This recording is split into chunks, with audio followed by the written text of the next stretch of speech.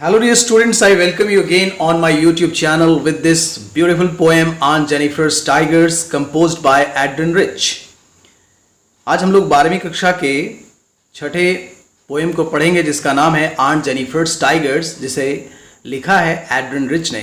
यह एक बहुत ही सुंदर कविता है और बहुत ही मार्मिक है। It is very meaningful poem and it deals with a society where male is dominant, यानी जहाँ पुरुष प्रधान है और स्त्रियों की क्या स्थिति है, यह दर्शाने के लिए कविता बहुत ही अच्छी है और एड्रियन रिच ने बहुत ही अच्छे तरीके से इसे प्रस्तुत किया है।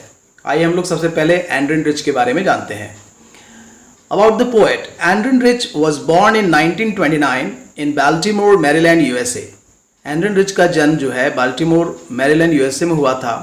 She is widely known for her involvement in contemporary women movement as a poet and theorist.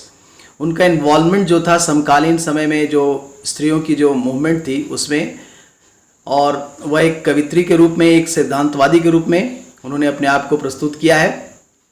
She has published 19 volumes of poetry. उन्होंने 19 कविताओं के संग्रह को लिखा है।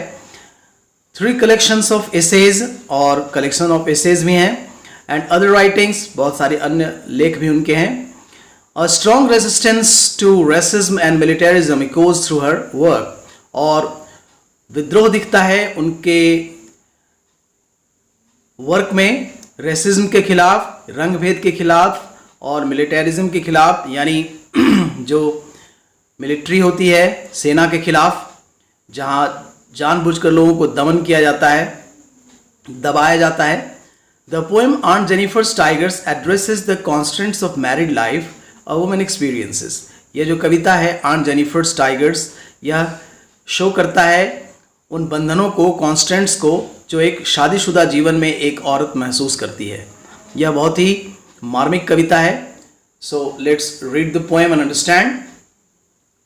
Aunt Jennifer's Tigers. यहाँ आप देख रहे हैं कि Aunt Jennifer ने टाइगर्स बनाए हैं एक पर्दे पर, जो उनके मन की कृति है, यानी मन में जो सोचती हैं उसे प्रस्तुत करने की कोशिश उन्होंने की है।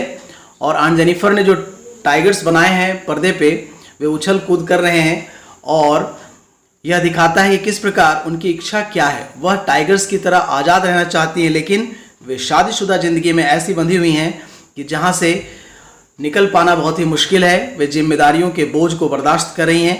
अब आइए हम लोग देखते हैं कि लाइन बाय लाइन कविता का अर्थ क्या है। Let's read the poem. Aunt Jennifer's Tigers. Aunt Jennifer's Tigers prance across a screen, bright topaz denizens of a world of green. Aunt Jennifer के जो टाइगर हैं, जो टाइगर्स उन्होंने पर्दे पे बनाए हैं, वे पर्दे पर उछल कूद करते हुए दिखाई पड़ रहे हैं। ब्राइट टोपाज, देखने में वो पीले दिख रहे हैं, बिल्कुल टोपाज की तरह। टोपाज एक रत्न होता है। Denizens of a world of green, एक संसार दिखाया गया है, यानी कि पेड़ पौधों का संसार, यानी फॉरेस्ट को दिखाया गया जहां ये टाइगर्स रहते हैं। They do not fear the man beneath the tree, वे पेड़ के नीचे बैठे हुए लोगों से बिल्कुल भी नहीं डरते हैं। They pace in sleek chivalric certainty, और वे इतने वीर हैं कि आराम से वहां से गुजरते हैं, उन्हें किसी का डर नहीं है।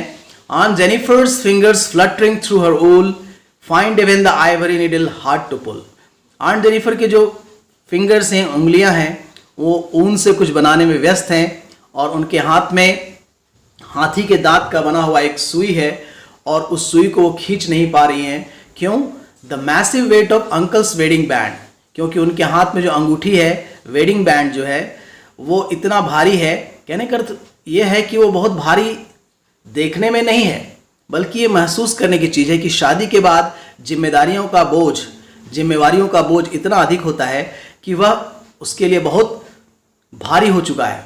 आंट जेनिफर के लिए sits heavily upon Aunt Jennifer's hand, और उसके हाथ में, आंट जेनिफर के हाथ में ऐसे बैठ चुका है और इतना भारी है कि जिसका बोझ वह बर्दाश्त नहीं कर पा रही है, यानी बहुत बूढ़ी हो चुकी है और वह अब यह बोझ संभालने के लायक नहीं है।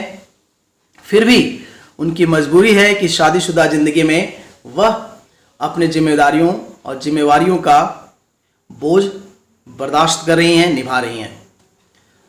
When aunt is dead, जब आंट मर भी जाएंगी, हर टेरिफाइड हैंड्स विल लाई, उनके जो हाथ हैं वो पड़े हुए दिखाई पड़ेंगे, फिर भी still ringed with ordeals she was mastered by, लेकिन वह अंगूठी फिर भी उनके हाथ से नहीं निकाली जाएगी।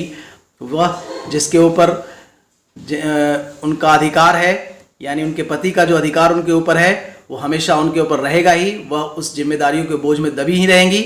The tigers in the panel that she made will go on prancing proud and unafraid, लेकिन जो टाइगर्स जो उन्होंने बनाए हैं, जो उनके मन की सोच थी, वो टाइगर्स जो हैं वो पर्दे पर उछलते कूदते दिखाई पड़ेंगे, बहुत ही गर्व से कूदेंगे, बिना डरे हुए कूदेंगे। यह शो करता है कि किस प्रकार आंट जेनिफर एक टाइगर की तरह आज़ादी चाहती थी और वह आज़ाद जीवन जीना चाहती थी, लेकिन उनके साथ कभी ऐसा हुआ नहीं।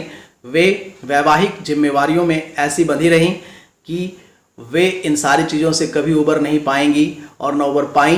तो यह कविता यह दर्शाता है कि किस प्रकार मेल डोमिनेटेड सोसाइटी में एक स्त्री की स्थिति क्या होती है।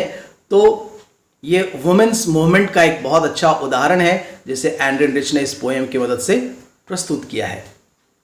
आइए हम लोग कुछ इंपॉर्टेंट क्वेश्चंस देखते हैं।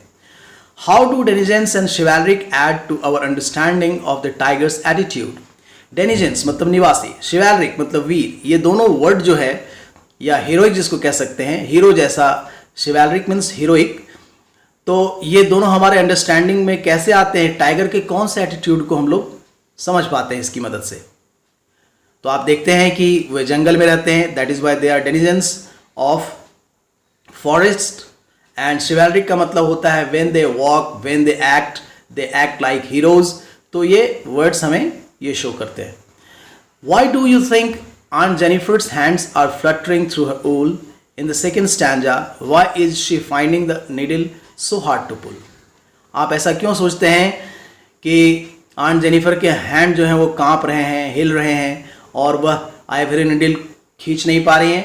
तो वो बहुत बूढ़ी हो चुकी हैं, जिम्मेवारियों का बोझ सहन करते करते, बर्दाश्त करते करते अब उनके शरीर में जान नहीं बची है। फिर भी उनके हाथ में जो शादी का जो बैंड है यानी रिंग है, वो इतना भारी महसूस कर रही हैं, यानी वो वैवाहिक मजबूरी जो है वो इतनी पावरफुल है कि वह इन सारी चीज़ों का बोझ बर्दाश्त नहीं कर पा रही हैं।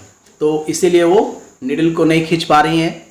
What is suggested by the image massive weight of uncle's wedding band? Uncle के वेडिंग बैंड और मैसिव वेट, इसका बहुत भारी वजन क्यों कहा जा रहा है? तो यह एक सिंबॉलिक थिंग है, इमेज है, एक चिन्ह है जो बताता है कि किस प्रकार हम छोटा सा रिंग पहन लेते हैं तो किस प्रकार एक बंधन में बंध जाते हैं और जीवन भर उस बंधन को निभाना पड़ता है, और इसके जिम्मेवारियों का बोझ कितना बड़ा होता है, कितनी सारी चीज़ें अपने जीवन में हमें करनी पड़ती हैं चीज़ें। इसलिए मैसिव वेट इसके बारे में कहा गया है। Of what or of whom is Aunt Jennifer terrified with in the third stanza? किस चीज़ से डरी हुई है आंट जेनिफर? इस बात से क्योंकि मरने के बाद भी उन्हें आज़ादी नहीं मिलेगी, उनके अंगुली में अंगूठी वैसे ही बंधी रहेगी, वे मरणोपरांत भी इन जिम्मेवारियों से उबर नहीं पाएंगी। Why do you think Aunt Jennifer created animals that are so different from her own character? तो आंट जेनिफर ने जो टाइगर्स बनाए हैं, एनिमल्स बनाए हैं, वो उनके अपने कैरेक्टर से भिन्न कैसे हैं? इसलिए क्योंकि this is the heartfelt thing that she was feeling. यह बहुत ही अंदर की चीज़ है जो महसूस कर रही थी, उसको उन्होंने पर्दे पर उकेर दिया, उन्होंने उस चीज़ को पर्दे पे बना दिया। वे चाहती थी कि वे भी आज़ाद ज़िंदगी जी सकें उन टाइगर्स की तरह, ताकि वे भी अपने मन की कर सके, लेकिन उनकी ज़िंदगी में कभी ऐसा नहीं हुआ।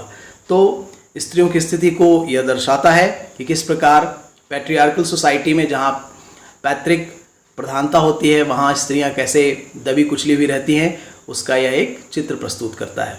सो these are important questions from the examination point of view. So watch the video again and again to understand it better. Thank you so much for watching. Have a good day.